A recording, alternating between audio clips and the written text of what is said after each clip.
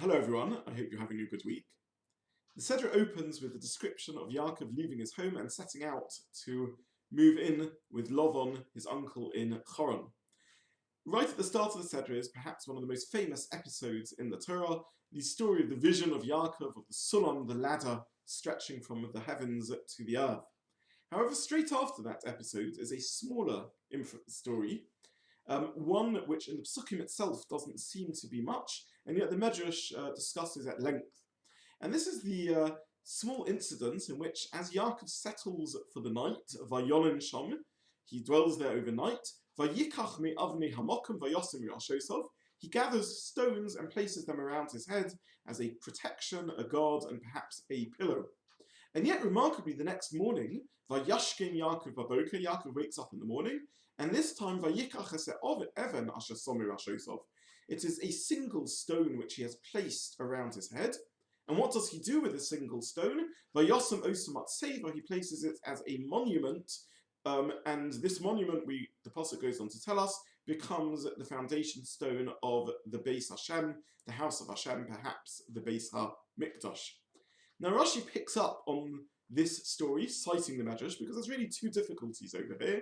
First, the switch from the plural to the singular. Is it avnei, many stones, or even one stone? And secondly, why on earth is Yaakov setting up a monument, or matzeva to Hashem, out of a stone that he's used as a pillar? And Rashi cites the Medrash that tells us that these many stones that Yaakov gathered merged into one, because they argued with each other, Olai tanuach tzaddik ze'as rosho. On me should this head of the tzaddik rest himself, and in order to resolve this conflict, Hashem miraculously merged the stones into one. Now, the study of Medrash is an interesting topic, when to take Medrashim literally, when to take them metaphorically, but certainly we need to probe what the message of this Medrash is. What's the point of this miracle in which the stones merge into one? Now, Rashi quotes part of the Medrash, but the Medrash, whose source is in the Bereshis Rabbah, actually fills in a bigger story. And it tells us that Yaakov is conscious of his mission when he is setting out, not just to move to Choron, but that he will be founding a nation made up of 12 tribes. In fact, we're learning here about the transition between a family, which Avraham and Yitzchak have founded, and a nation which it is Yaakov's mission and job to set up. And Yaakov is somewhat daunted by this task. He's somewhat overwhelmed by it, perhaps plagued by self-doubt. And the Medrash says that he turns to Hashem and says, really? Will I be the source? Will I set up 12 tribes? Something that Avraham, my grandfather, Yitzchak, my father, didn't manage to do? And he requests a sign, a symbol, to show him that this is indeed the correct path. And the symbol is given. He gathers 12 stones around his head, and in the morning he finds that these have merged into one. But yet again, we need to understand what this Medrash is telling us. And indeed, if we are thinking about symbols, this seems to be the wrong symbolism. After all, if Yaakov is worrying about how he, one, can become 12, surely the miracle that should have happened is that one stone became 12. Why is it 12 stones that are becoming one?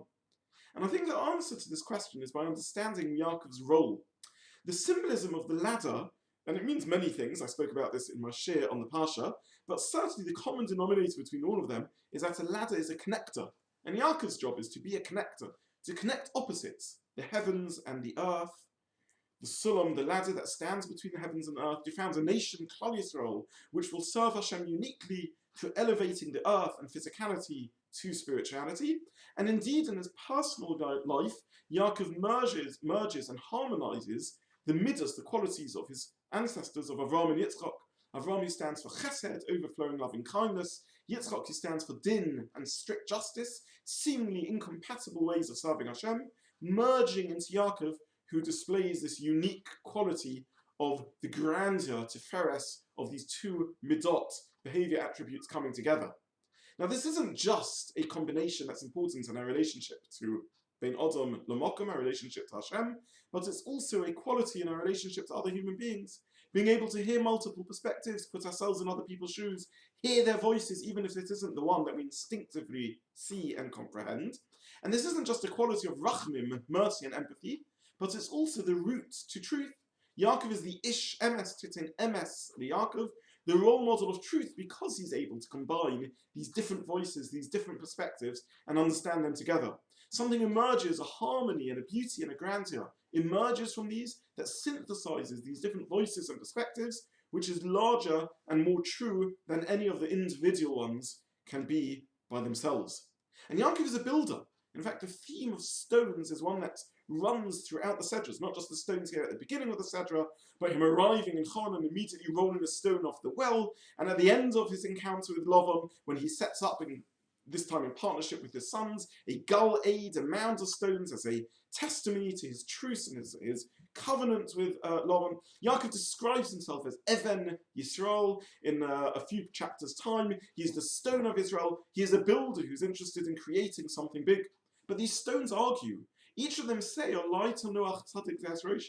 setting up, says Yaakov, many tribes, but each of them want to be my rosh, my head.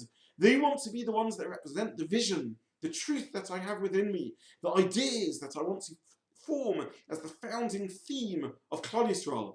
But Tzaddik can't just rest his head, says Hashem, on any one stone, on any one tribe. One has to merge them all into one for them to be a fitting resting place for our heads.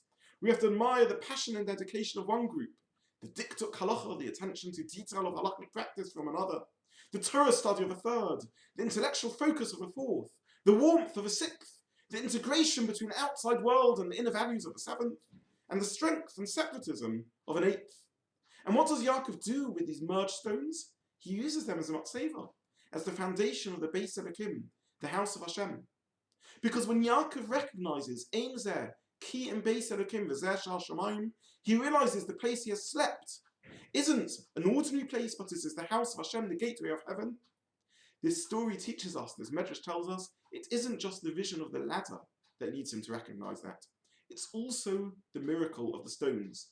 To build the foundations of a Beis Hashem, one needs the dream of the ladder, yes, to connect heaven and earth, but also the second, often less understood vision, that the stones become one, that the empathy and breadth of perspective of a Yaakov, the understanding that emes emerges from hearing all authentic voices, is the second necessary foundation to build a house for Hashem.